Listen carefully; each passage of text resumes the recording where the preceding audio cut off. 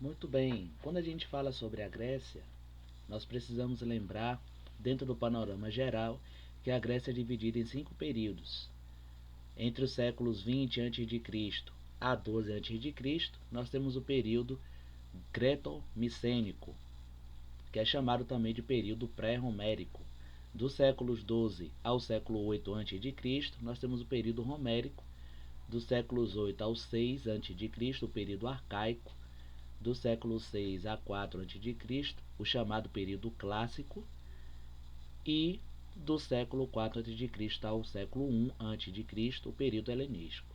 Basicamente, nós temos essa divisão em relação à civilização grega e entendendo de maneira resumida, passo a passo, período a período, de como esses períodos, na verdade, aqui se comportam em relação à Grécia, precisamos compreender algumas coisas. No primeiro período, nós temos sociedades palacianas em Creta e Micenas, na ilha de Creta e na cidade de Micenas. As sociedades palacianas, tudo se envolvia em torno do palácio. Toda a sociedade política estava organizada ao redor do palácio, a partir dele. E nós percebemos um poder centralizador. Entendemos que a civilização grega começou através dos gênios, que eram comunidades menores, familiares, que pouco a pouco foram se desenvolvendo até que as primeiras cidades romanas foram desenvolvidas. O período romérico, um dos períodos mais famosos por conta do poeta Homero, que é considerado até hoje um dos maiores escritores do Ocidente, nós podemos perceber que recebe esse nome porque as principais fontes escritas sobre esse período são duas obras importantíssimas que até hoje são estudadas, que até hoje existem filmes, desenhos, séries, que são chamados a Ilíada e a Odisseia. São obras que são atribuídas ao poeta Homero, e cada uma delas tem uma temática. A Ilíada trata da guerra de Troia, né? Troia em grego significa, né, Ilion, daí o nome Ilíada. E a Odisseia narra a volta do herói grego Ulisses. Ulisses em grego é Odisseu, daí o nome Odisseia, depois da conquista da cidade de Troia. Basicamente essas duas obras elas tratam da conquista dos gregos sobre a cidade de Troia, na Ásia Menor. Vale ressaltar que dentro dessa história da Ilíada nós temos a narrativa de deuses se envolvendo com os acontecimentos humanos e tudo isso lembrando a respeito de que os gregos imaginavam justamente os deuses tomando parte em relação à vida do ser humano. E vale notar que esses deuses gregos eram super-humanos, na verdade. Eram seres humanos divinizados, tratados como se fossem deuses. Seres humanos, basicamente, né, que eram eternos. Assim eram retratados os deuses da mitologia grega. Eram seres humanos que, como se fossem seres humanos que sentiam amor, ódio, inveja e todos esses sentimentos atribuídos aos deuses da mitologia grega estão inseridos nessas obras Ilíada e Odisseia. É importante ressaltar que nessas obras também nós podemos entender, nós podemos compreender, né, que alguns heróis são apresentados aí. Do ponto de vista mitológico, os gregos eles entraram em guerra com os troianos por conta do rapto de Helena. Helena que morava, né, em Esparta e era a rainha, era esposa, na verdade, de Menelau. E esse Menelau, que era o rei de Esparta, se sentiu ferido e falou com seu irmão Agamemnon, que era o rei de Micenas, até então a cidade mais importante e mais forte da época, dessa época da história da Grécia. E eles então fazem uma grande liga para que pudessem atacar então a cidade de Troia e recuperar então a sua honra. E aí vale ressaltar que nessa batalha, né, aparecem personagens lendários como Aquiles, que era um semideus, como o Heitor, como o próprio Ulisses, né, o Odisseu, que tem a brilhante ideia de uma tática de guerra para criar o cavalo de Troia, como ficou conhecido, daí o nome presente de grego, onde esse cavalo estava escondido, esse cavalo de madeira estava escondidos 30 soldados né, ali no seu interior, e esse cavalo foi levado para dentro da cidade de Troia, onde eles conseguem ali escapar, abrir os portões da cidade, depois de 10 anos de batalha, e os gregos finalmente conquistam Troia.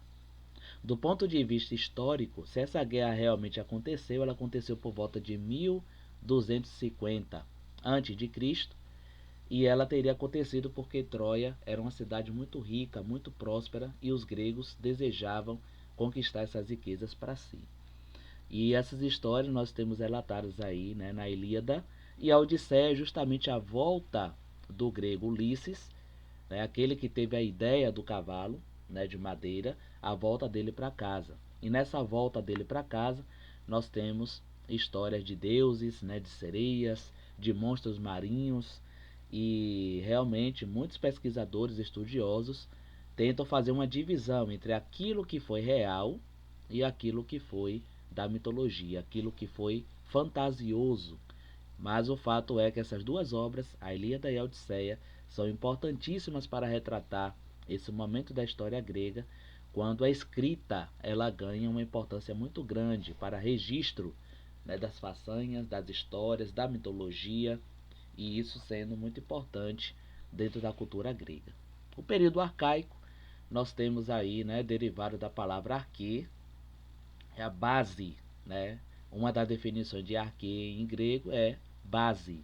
Isso serve até também no estudo da própria filosofia.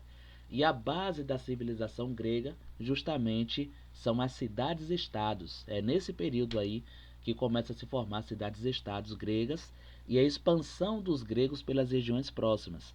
Então o povo grego passa por um grande crescimento demográfico, quer dizer, um grande crescimento populacional, e eles precisam explorar novas terras, colonizar novas terras, novos espaços, para que pudessem então se desenvolver. E aqui vale ressaltar uma coisa muito importante a respeito da definição de cidades-estado, que são cidades independentes umas das outras. Pelo próprio ponto de vista geológico, né, geográfico, também da Grécia, muitas montanhas, né, rochas, um relevo bem acidentado, nós podemos perceber que isso facilitou o isolamento dos gregos, o isolamento das cidades gregas, fazendo com que elas pudessem se tornar cada vez mais independentes umas das outras. Independente do ponto de vista político, independente do ponto de vista de crenças, de costumes, mas eles tinham essas cidades, embora fossem separadas por questões políticas, por questões muitas vezes econômicas, eles compartilhavam, as cidades-estados gregas compartilhavam muitas coisas em comum, como a língua, como a cultura, né, a própria mitologia, a crença em vários deuses, né, o politeísmo. Então isso daí são fatores que unificavam os gregos. No período clássico, nós temos o surgimento, né, de um brilho da civilização grega. Esse período entre o século 6 a.C. e 4 a.C. Nesse momento também surgem os principais filósofos da história grega, que contribuíram muito no campo do pensamento, da racionalização, do próprio ponto de vista científico também, que até hoje alguns pontos, alguns ensinamentos dos gregos antigos são ainda vistos dentro da própria ciência, da própria filosofia também. E nesse momento, duas cidades-estados se destacam, que é justamente Atenas e Esparta. Dois modelos diferentes, enquanto em Atenas temos o surgimento da democracia, ou seja, poder do povo, em Esparta nós temos a oligarquia, poder ou autoridade de poucos. E essas duas cidades elas eram rivais, mas quando tinha algum inimigo externo, como exemplo os persas, essas cidades se uniam para poder combater o inimigo estrangeiro.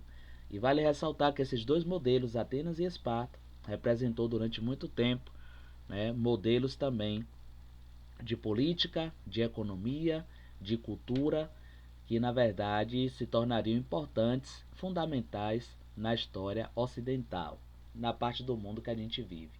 E nessa época do período clássico, Atenas e Esparta elas vivem o seu apogeu, quer dizer, o seu ponto de maior glória.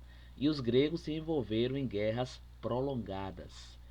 Então vale ressaltar que Atenas e Esparta representam o que de melhor havia nesse período clássico da antiga Grécia. E é importante notar também que através da rivalidade entre elas, acabou sendo enfraquecidas até que, a partir do século IV a.C., um herói chamado Alexandre o Grande, com seu exército, vindo da Macedônia, eles conseguiram então conquistar e unificar sobre o seu domínio as cidades-estados gregas. Elas estavam fragilizadas por conta dessas lutas, dessas guerras, umas com as outras. E isso acabou facilitando a conquista estrangeira. Em Atenas nós tínhamos a chamada democracia, e essa democracia era uma democracia limitada a homens maiores de 18 anos, filhos de pais e mães atenienses. Isso reduzia bastante a participação política, mas vale ressaltar que alguns instrumentos que existiam na cidade de Atenas facilitavam essa participação política deles, como por exemplo a bulé, que era um conselho, uma assembleia, a própria eclésia, que era uma assembleia de cidadãos que também se reuniam para discutir melhorias para a cidade, o que é que deveria se fazer com a cidade. E se a gente for fazer uma comparação com a nossa época hoje aqui no Ocidente e também no Brasil, podemos assim dizer, nós temos uma democracia não direta, não são cidadãos diretamente que participam das decisões da cidade, mas nós temos uma democracia indireta, ou seja, através do voto, os cidadãos escolhem representantes políticos que deverão, se reunir, que deverão lutar por melhorias para a cidade, deverão representar os anseios da população. Mas infelizmente não é isso que muitas vezes a gente percebe. Indivíduos que muitas vezes são eleitos através do voto, eles vão representar seus próprios interesses e não os interesses muitas vezes da população. O período helenístico, que é o último período, e podemos compreender que nesse período aí foi o domínio de Filipe II da Macedônia e também de Alexandre o Grande, o seu filho, que conseguiram conquistar as polis gregas, trazendo aí sobre o seu domínio. Foi o período em que a Grécia foi conquistada pela Macedônia. Então podemos dizer um império greco-macedônico nessa época final, nesse período final da história da Grécia. As trocas culturais elas foram muito importantes entre os gregos e os orientais, quer dizer, entre o Ocidente e o Oriente, e aí deram a origem à cultura helenística. É nesse momento em que Alexandre consegue conquistar quase todo o mundo conhecido de então, entre o Ocidente e a própria Ásia, a própria Índia, e Alexandre conseguiu trazer um império gigantesco, onde, através de trocas econômicas e culturais, essas culturas diferentes, esses povos diferentes, passaram a dialogar, passaram a ter uma proximidade.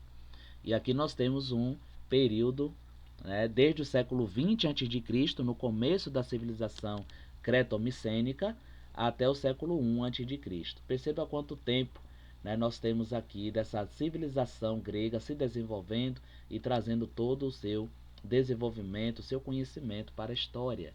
E no século I a.C., na verdade entre os séculos 2 e 1 a.C., nós temos a conquista dos romanos em relação a essa área que era dominada pelos gregos. E podemos perceber que tudo isso, todos esses acontecimentos, todas essas principais características que nós estamos vendo aqui sobre os gregos acabaram marcando profundamente o mundo ocidental. E aí nós temos algumas coisinhas a respeito, dos gregos em relação à mitologia e politeísmo. Politeísmo, adoração a vários deuses. Poli, vários. Teísmo vem de Theos, do grego, que significa deuses ou Deus.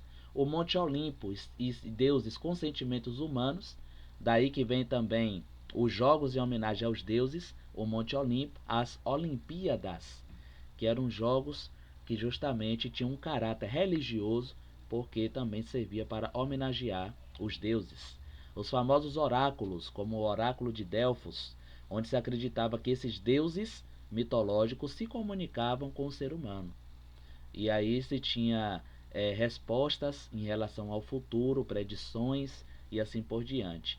Os gregos também, dentro da sua cultura, eles desenvolveram o que conhecemos, né, como teatro, a própria filosofia, a arquitetura, e muito do conhecimento que a gente tem até hoje dentro dessas áreas devemos aos antigos gregos. E o pensamento grego tinha por base a razão e por isso supervalorizava o homem. Então nós temos um antropocentrismo. O que é que isso quer dizer? Antropos, que vem do grego, que significa homem, centrismo vem de centro. Então, ou seja, é uma realidade, uma cultura que enxerga o homem no centro, o antropocentrismo. E isso que a gente vê na sociedade que vivemos muito forte até hoje, nós podemos perceber através da cultura grega que isso foi algo bem desenvolvido por eles. E aí podemos perceber, né, em um breve resumo, como podemos compreender um pouco mais da cultura grega, da história da Grécia, como eles contribuíram para o mundo, que vivemos, como eles viviam, como eles se comportavam politicamente e em sociedade, e podemos então fazer comparações e podemos enxergar essa influência da Grécia ao longo da história, chegando até nossos dias. Ficamos por aqui e um grande abraço para todos vocês e até a próxima aula, se Deus quiser.